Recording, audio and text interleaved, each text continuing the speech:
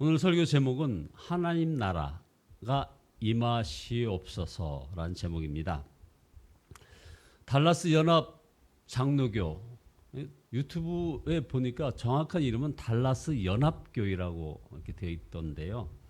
여기 가을 부흥성회에 우리 목사님께서 부흥 강사로 초청을 받으셔가지고 말씀 선포가 있었는데 첫날 그 보니까 이 장로교 특유의 그런 뜨뜻미지근한 그 호응, 그래서 우리 목사님이 막 말씀하시니까 아멘하여 하나님께 영광 올리십시다 하니까 그때서야 조금씩 이렇게 이제 호응하는 그런 모습이 있었는데, 사실 그러나 둘째 날, 셋째 날 이어지면서 굉장히 많은 교인들이 참여하고 커다란 호응을 일으켰던 중요한 핵심은 바로 찬양이었습니다. 둘째 날 김도겸 형제가 어메이징 그레이스 하면서 많은 사람들이 막 거기에 호응을 하고, 특별히 마지막 날은 우리 사모님과 목사님 부부가 같이 왜 나만 겪는 고난이냐고 하는 찬양을 이 노 부부가 앞에서 더군다나 초청받은 강사 목사님 부부가 이렇게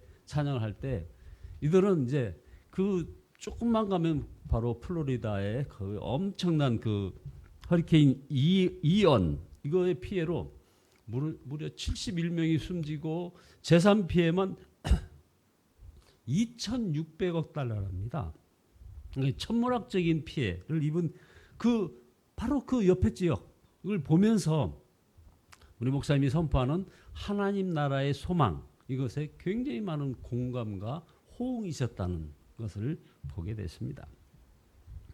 하나님 나라, 이 하나님 나라에 대해서 가장 많이 이야기한 사도는 바로 사도 바울입니다. 사도 바울에겐 인생이 완전히 바뀌는 사건이 두 번 있었습니다. 한 번은 바로 아시는 것처럼 예수님을 만난 사건입니다. 다메섹으로 예수 믿는 사람들을 붙잡으러 가던 길에 강력한 빛으로 임하신 바로 그 예수님을 만난 것입니다. 두 번째는 바로 오늘 설교 주제인 바로 하나님 나라를 본 것입니다. 고린도후서 12장에서 고백한 대로 성령의 이끌림을 받아서 셋째 하늘에 올라가 보았습니다. 3층 전에 올라가서 하나님 나라와 역사의 종말에 될 일을 다 알게 된 이 사도 바울은 이제는 그 마음속에는 생각도 소원도 삶의 목적도 기쁨의 이유도 아주 다 바뀌어버렸습니다. 오직 이방인들에게 십자가 복음과 바로 이 하나님 나라를 전하기 위해서 자신을 헌신하였던 것입니다. 그리고 목배임 당하고 순교함으로 그의 생애를 끝마쳤습니다. 하나님 나라를 믿게 된다는 것은 이처럼 아주 강력한 것입니다. 나는 정말 하나님 나라를 믿고 있나 하는 것은 사도 바울과 비교해 보아야 사실 우리는 정확하게 알 수 있는 것입니다. 우리에게 필요한 것은 바로 이런 사도 바울에게 일어났던 그 변화가 저와 여러분에게도 일어나는 것이냐 하는 것이죠. 우리는 주 하나님이 하나님의 아들이시요 그리스도이심을 믿습니다. 이 말은 예수님의 말씀이 100% 진리임을 믿는다는 것입니다. 예수님은 언젠가 여러분에게 같이 한번 이 상황을 소개했습니다. 비교적 선하시고 또 비교적 진실하신 그런 분이 아닙니다. 예수님이 하신 말씀은 거의 진리 이것이 아닙니다. 예수님은 완전하신 분이시고 그의 말은 100% 진리입니다. 예수님의 말씀 중에 하나라도 거짓이 있다면 예수님은 하나님의 아들도 그리고 그리스도도 아니십니다. 어떤 면에서는 희대의 사기꾼일 수도 있죠. 그렇다면 하나님의 뜻이 하늘에 이미 이루어져 있다고 하신 이 말씀도, 그리고 하나님 나라가 이 땅에 이루어지게 기도하라는 말씀도 어떻게 우리가 믿겠습니까? 그런데 바로 우리 예수님은 그런 전능하신 하나님이심을 우리가 100% 믿는 겁니다. 그러기에 하나님 나라가 이 땅에 이루어지게 기도하라 하는 이 예수님의 명령의 말씀은 100% 진리다 이 말입니다. 여러분, 우리가 꼭 보아야 믿을 수 있는 것이 아니지 않습니까? 예수님은 도마에게, 그 의심의 사도 도마에게 요한복음 20장 29절에서 이렇게 말씀하십니다. 너는 나를 보는 고로 믿느냐? 보지 못하고 믿는 자들은 복되도다. 베드로도 말씀했습니다. 그 의심 많았던 그 베드로가 베드로전서 1장 8절에서 이런 말씀으로 우리를 권면합니다. 예수를 너희가 보지 못하였으나 사랑하는도다. 이제도 보지 못하나 믿고 말할 수 없는 영광스러운 즐거움으로 기뻐하니. 자, 우리가 무슨 3층천에 올라가 보아야 사도 바울처럼 하나님의 나라를 믿을 수 있는 것이 아니라는 것입니다. 예수님의 말씀을 믿으면 바로 이 하나님 나라가 100% 분명한 것입니다. 여러분, 우리들의 삶이 변화가 되지 않는 이유가 무엇일까요?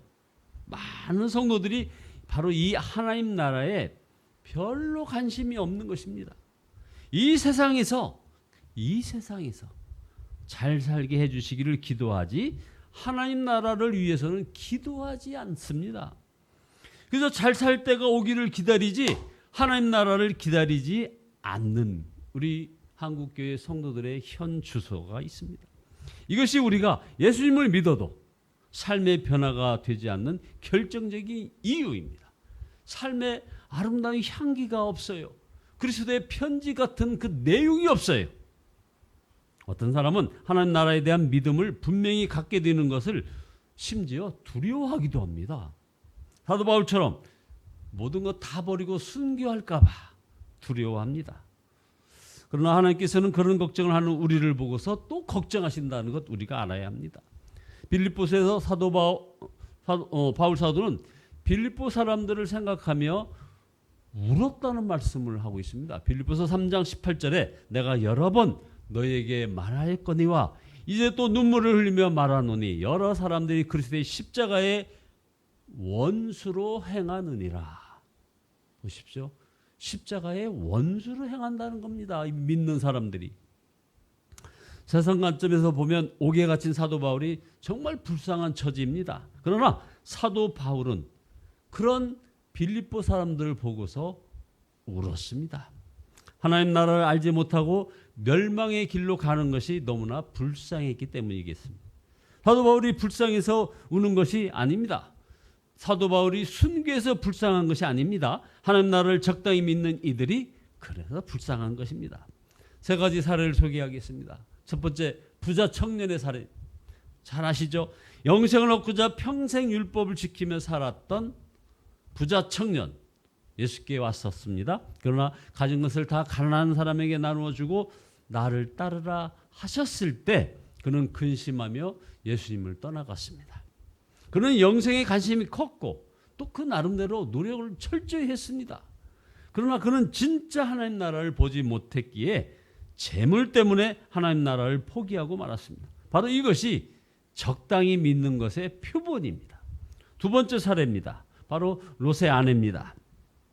이 롯의 아내는 구원을 받고도 세상 미련을 버리지 못하여 멸망하는 소돔성을 돌아보다가 결국은 소금 기둥이 되었습니다. 마음이 세상에 있으면, 여러분 아주 중요한 포인트입니다. 마음이 세상에 있으면 천국 가는 길이 열려도 그걸 가지 못하는 바로 대표적인 사례가 바로 롯의 아내의 사례입니다. 세 번째 사례는 바로 세계 모든 어린아이들이 좋아하는 삭개오 사례입니다.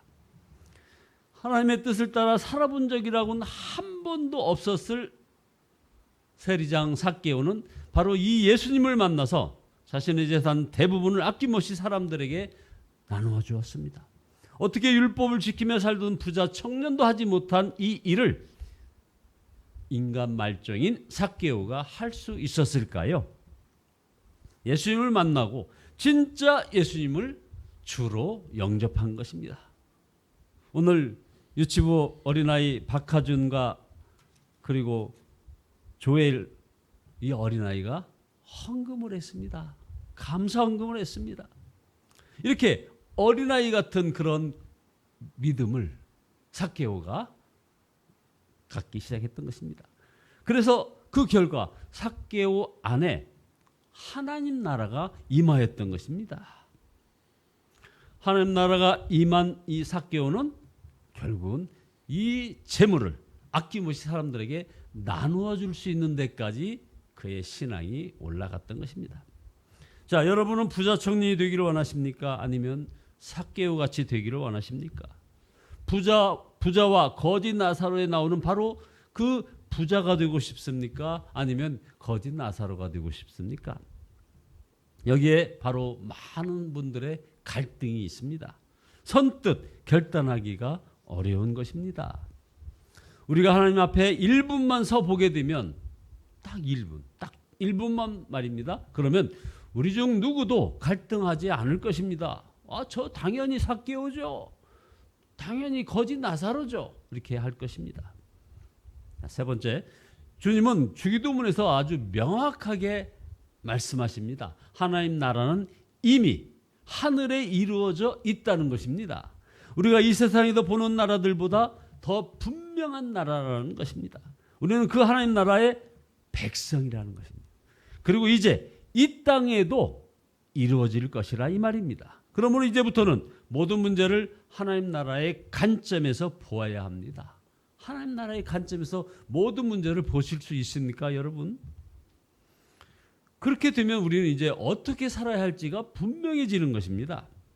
아직 하나님 나라에 대한 확신이 없다면 더 늦기 전에 하나님 나라에 대한 확신을 달라고 기도해야 하는 것입니다. 우리 기도의 핵심 포인트가 바로 여기에 있습니다. 하나님 나라를 보게 해달라는 기도의 말입니다. 모든 것을 우리는 기도하고 얻는 것입니다. 그동안 여러분들 많은 기도를 하지 않았습니까? 돈도 구하고 건강도 구하고 성공도 구하지 않았습니까? 그렇다면 하나님 나라의 확신을 달라고 구해 보셨느냐 이 말입니다. 하나님 나라에 대한 확신도 결국 구하지 않기에 얻지 못하는 것입니다. 하나님 나라는 절대 막연한 믿음이 아닙니다. 이미 저와 여러분 안에 임하였기 때문입니다. 누가복음 17장 21절에 또 여기 있다 저기 있다고 도 못하리니 하나님 나라는 너희 안에 있느니라. 이것은 우리 안에 임하신 예수 그리스도를 말하는 것입니다. 예수님이 계신 곳이 하나님 나라입니다. 여러분 믿습니까? 예수님이 계신 곳이 바로 하나님 나라입니다. 그래서 마태복음 12장 28절에 그러나 내가 하나님의 성령을 힘입어 귀신을 쫓아낸 것이면 하나님 나라가 이미 너희에게 임하였느니라. 그러나 참 뼈아픈 현실 진단입니다. 예수님을 믿고도 하나님 나라에 대하여 무감각한 것은 바로 예수님을 왕으로 모시지 않고 살았기 때문입니다. 예수님을 왕으로 모시고 살지 않았기 때문에 바로 우리들의 삶 속에 정말 승리의 깃발을 꽂을 수가 없는 거예요. 하나님 나라의 본질은 하나님의 통치가 이루어진 곳입니다. 그러므로 우리가 매 순간 예수께 순종하며 살아보면 하나님 나라가 우리 안에 임하였음을 알게 되는 것입니다. 여러분이 정말 하나님 나라의 실체 그리고 그 영광을 알고 싶다면 하나님 나라를 위하여 기도하라고 하는 우리 이 주님의 말씀에 단순하게 순종해 보시기 바랍니다. 주님은 기도를 가르쳐 주시면서 나라가 임하시오며 뜻이 하늘에서 이루어진 것 같이 땅에서도 이루어지이다라고 기도하라고 제자들에게 바로 그 기도를 가르쳐 주셨고 그렇게 기도하라고 명령하신 것입니다. 그리고 마태복음 6장 후반 부분에 가서는 다시 강조하여 먼저 하나님의 나라부터 기도하라고 하셨습니다. 마태복음 6장 33절 그런즉 너희는 먼저 그의 나라와 그의 의를 구하라. 그리하면 이 모든 것을 너희에게 더하시리라. 예수님께서 누가복음 18장에서 악한 재판관 비유를 말씀하십니다. 그 비유를 강청기도의 교훈이라고 어떤 분들은 얘기하지만 그거 잘못된 겁니다. 하나님께 계속 간절히 구하면 결국 들어주신다는 그런 교훈으로 이 누가복음 18장을 이해하고 있습니다만 이것은 정말 잘못된 이해 아닌가 생각합니다. 이 비유를 말씀하시기 전에 예수님께서는 다시 오실 것에 대해서 이미 말씀하신 다음에 이 비유를 든 겁니다. 그러면서 제자들에게 하나님 나라를 위하여 늘 기도하고 낙심하지 말아야 한다는 말씀을 하시면서 바로 이 악한 재판관의 비유를 든 것입니다. 그러면서 누가복음 18장 8절에서 주님이 다시 오실 때 세상에 믿음을 보겠느냐 이렇게 말씀을 이어가신 것입니다. 주님이 말씀하시는 믿음은 포기하지 않는 기도인데 곧 하나님 나라를 위하여 포기하지 않는 그 기도를 말하는 것입니다. 주님이 오실 때 하나님 나라를 위하여 기도하는 중에 여러분 우리 주님께서 공중에서 딱 임하실 때 그때 우리들은 어떤 모습이었느냐? 바로 하나님 나라를 위하여 기도하는 중에 주님을 맞이해야 한다는 그 사실, 이것을 우리가 명심해야 된다 이거죠. 그러니까 우리의 모든 일상이 바로 하나님 나라를 위해서 기도하는 그런 일상의 모습이어야 된다는 겁니다. 그런 모습으로 주님을 맞이해야 된다는 거죠. 하나님 나라를 위해 기꺼이 기도하는 자가 바로 그런 하나님 나라에 들어갈 수 있는 것입니다. 여러분, 절박한 상황이 오면 기도하지 말라고 해도 다들 기도합니다. 여러분 지금 보니까 푸틴이 우크라이나 점령지를 결국은 러시아 영토로 선포하면서 여기에 우크라이나 정부군이 다시 한번 수복하려고 하는 노력을 하게 되면은 지체 없이 핵무기를 쏘겠다는 암시를 합니다. 그때 그 핵무기는 히로시마와 나가사키에 떨어졌던 그 핵무기 위력의 거의 10분의 1에 해당하는 그런 전술 핵무기인 것 같아요. 그걸로 겁박을 합니다. 이것에 충동받는 김정은이가 바로 어떤 조짐이 보이면 핵무기 사용을 주저하지 않겠다고 하면서 이 한반도 상공에서 우리 민족을 향해서 겁박을 하고 있습니다. 엄청난 위기가 지금 있습니다. 동해안에서 많은 군사훈련을 하니까 여기에 막 미사일을 발사하는 그 호전적인 태도를 보니까 정말 핵무기 발사할 수도 있겠어요. 그러나 우리에게는 이런 어떤 나라의 문제보다 더 크고 엄청난 문제가 있습니다. 바로 마지막 날 있을 하나님의 심판과 주님의 재림입니다. 그날이 임박하면 누구나 하나님 나라를 위하여 부르짖고 기도할 것입니다. 그러나 그때는 너무 늦은 것입니다. 지금 바로 기도해야 하는 것입니다. 늦게 깨달으면 정말 땅을 치고 후회할 일일 것입니다. 하나님 나라에 들어가기 위하여 반드시 필요한 것이 여기에 바로 그래서 회개가 필요한 것입니다. 회개하라 천국이 가까워 왔느니라. 우리 주님이 외치신 말씀입니다. 어느 누구도 아닌 바로 천지만물을 창조하신 바로 전능하신 하나님 그리고 예수 그리스도께서 외치신 말씀이 뭡니까? 회개하라 천국이 가까이 왔느니라. 하나님 나라가 가까이 왔는데 무슨 회개를 해야 합니까? 거짓말입니까? 무슨 간음죄를 회개해야 합니까? 아닙니다. 지금까지 예수님을 왕으로 인정하지 않고 세상을 주인 삼아 섬기며 그저 이 땅에서나 잘 살아보고자 하면서 살았던 그 일, 그래서 내 맘대로 살았던 일을 회개해야 하는 것입니다. 이 점을 철저히 회개하지 않고는 누구도 하나님 나라에 들어갈 수 없습니다. 결론입니다. 여러분, 부자 청년이 되시렵니까? 삭개오가 되시렵니까? 지옥에 간 부자가 되고 싶습니까? 아니면 천국에 간 거지 나사로가 되고 싶으십니까? 이 순간 여러분이 어떤 자가 되게 해달라고 기도하는지에 달려 있습니다. 여러분 모두에게 하나님 나라의 영광이 활짝 열리기를, 그래야 진정으로 하나님 나라를 위하여 기도하게 되기를 예수 그리스도의 이름으로 축원드립니다. 기도하시겠습니다. 전능하신 하나님을 찬양합니다. 아버지 하나님 회개합니다. 하나님 나라를 온전히 바라보지 못한 저희들의 맹인 같은 이 눈을 회개합니다. 아버지 하나님 용서하여 주시옵소서.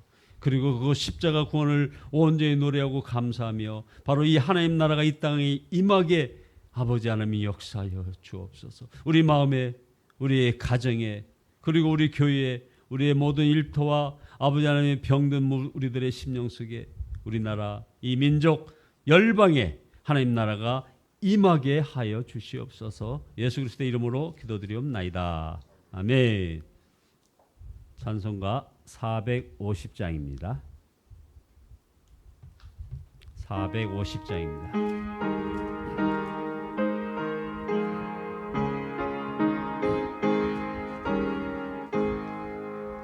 내 평생 소원 이것뿐 주의 일 하다가 이 세상 이별하는 날 주 앞에 가리라. 되었된 세상이 취할 것 무엇냐. 이 수고한 말하여도 헛된 것뿐일세. 불같은 시험 많으나 겁내지 맙시다. 구주의 권능 크시니 이기고 남겠네. 금보다 귀한 믿음은 참법에 대도다. 이 진리 믿는 사람들 다 복을 받겠네. 살같이 빠른 광음을 주위에 아끼세.